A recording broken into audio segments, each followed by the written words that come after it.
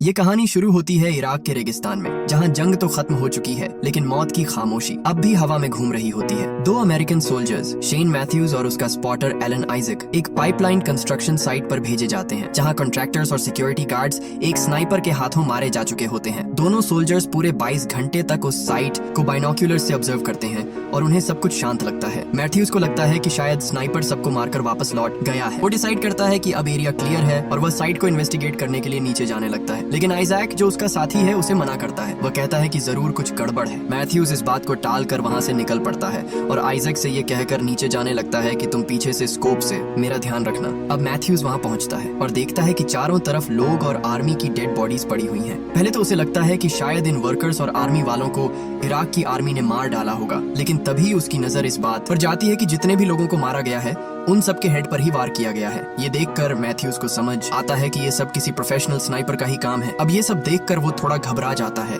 और फौरन अपने साथी आइजैक को बताता है। आइजैक उसे जवाब देता है कि तुम जितना जल्दी हो सके वहाँ से निकल आओ, लेकिन आइजैक की ये भी बात मैथ्यूज टाल देता है और वो उस स्नाइपर की फायर की लोकेशन पता करने के लिए इधर उधर देखता है। लेकिन जैसे ही वो देख रहा होता है उस पर किसी ने फायर कर दिया होता है। ये फायर मैथ्यूज की टांग पर लगती है और वो नीचे गिर जाता है और इसी दौरान आइजैक भी देखकर वहां से फौरन नीचे मैथ्यूज के पास आने लगता है। अब आइजैक स्पीड से मैथ्यूज की तरफ बढ़ रहा होता है और तभी वो स्नाइपर आइजैक पर भी गोली चला देता है और आइजैक भी इंजर्ड हो जाता है, लेकिन वह वहां से एक दीवार के पीछे आकर छुप जाता है, जो अब उसकी जिंदगी का आखिरी सहारा बन जाती है। अब मैथ्यूज आइजैक से कहता है कि तुम बेस से तुरंत मदद मांगो। जब आइजैक रेडियो से कांटेक्ट करने लगता है तो वह देखता है कि रेडियो का एंटीना ही टूटा हुआ है और ये एंटीना टूटने की वजह से अब वह बेस से कांटेक्ट नहीं कर सकता। ये देखकर आइजैक बहुत दुखी हो जाता है और इसी दौरान आइजैक मैथ्यूज से कहता है कि तुम वहां से हिलो मत, नहीं तो वो स्नाइपर तुम पर फायर करके मार देगा। अब आइजैक उस दीवार में एक सुराख करता है ताकि वो अपना स्कोप वहां रखकर उस स्नाइपर की लोकेशन को जान सके, लेकिन तभी उस पर बहुत सारे पत्थर गिर जाते हैं जिसकी वजह से उसका हाथ भी इंजर्ड हो जाता है। अब आइजैक के पैर पर गोली लगने की वजह से उसको बहुत दर्द हो रहा था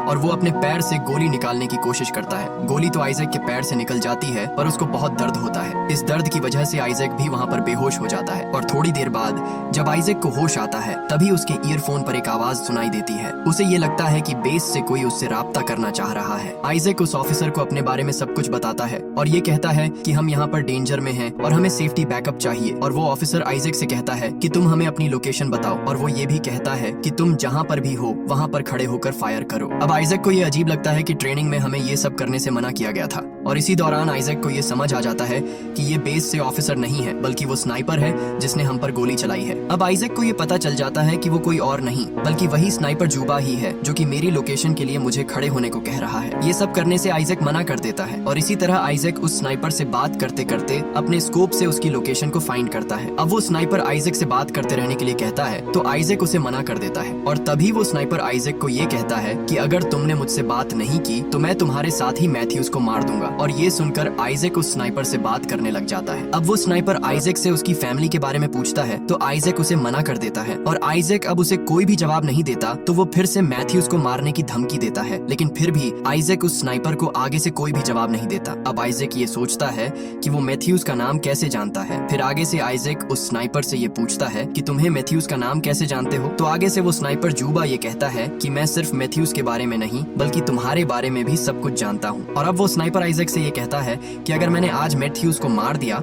तो वो दूसरा यूएसए स्नाइपर होगा जो तुम्हारी वजह से मारा जाएगा, क्योंकि तुम पहले भी अपने साथी डीन को मार चुके हो। डीन आइजैक का दोस्त था और आइजैक अपने दुश्मन को मार रहा था कि उसी दौरान डीन आगे आ गया और वो भी वहाँ पर मारा गया। अब ये सुनकर आइजैक बहुत सैड हो जाता है और वो अपने आप को एक कातिल समझता है। अब आइजैक को यहाँ पर उस दीवार के पीछे छुपे हुए बहुत टाइम हो चुका था और अब टाइम गुजरने के साथ साथ आइजैक को बहुत प्यास लगी होती है और आइजैक अपनी वाटर बॉटल निकालता है और देखता है कि उसकी बॉटल में पानी बिल्कुल भी नहीं है और उसकी बॉटल में एक गोली का सोराख था जो कि आइजैक के भागते वक्त उस स्नाइपर जुबा ने उसकी वाटर बॉटल पर गोली चलाई थी ताकि वो प्यासा रहे और पानी न पी सके। और इसी दौरान वो स्नाइपर जुबा उसे ये कहता है कि मैंने तुम्हारी बॉटल पर फायर इसलिए किया ताकि तुम इसी तरह प्यासा तड़प तड़प कर मर जाओ। और वो स्नाइपर आइजैक को ये भी कहता है कि तुम्हारे एंटीना पर भी फायर मैंने इसलिए किया ताकि तुम किसी से भी हेल्प न ले सको। अब आइजैक बहुत गुस्से से उसको ये बोलता है कि तुम एक टेररिस्ट हो। जवाब में वो स्नाइपर आइजैक से कहता है कि टेररिस्ट मैं नहीं, तुम लोग हो जो कि हमारे देश में आकर इधर छुपे हो। वो स्नाइपर ये कहता है कि मैं तो अपने देश में हूँ और मैं यहाँ पर अपने देश की हिफाजत करता हूँ। और इसी दौरान आइजैक उस स्कोप से स्नाइपर जुबा की लोकेशन को ढूंढता है और वहाँ पर आइजैक एक पड़े कचरे के ढेर को देखता है और आइजैक को ये लगता है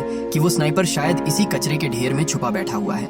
और इसी दौरान आइजैक की भूख और प्यास की वजह से वो बेहोश होने लगता है और तभी वो स्नाइपर जुबा उससे ये कहता है कि अगर तुम यहाँ पर मर गए तो मैं तुम्हारी जुबान को निकाल कर फेंक दूंगा और तुम्हारे सर को काट कर अपने साथ लेकर जाऊंगा। अब जब आइजैक को होश आता है तो वो उस स्नाइपर की एग्जैक्ट लोकेशन को ट्रेस करने के लिए अपने हेलमेट और अपनी स्नाइपर गन से एक फेक पुतला ऊपर करता है ताकि वो स्नाइपर जुबा उस पर फायर करे और आइजैक उसकी एग्जैक्ट लोकेशन का पता लगा सके।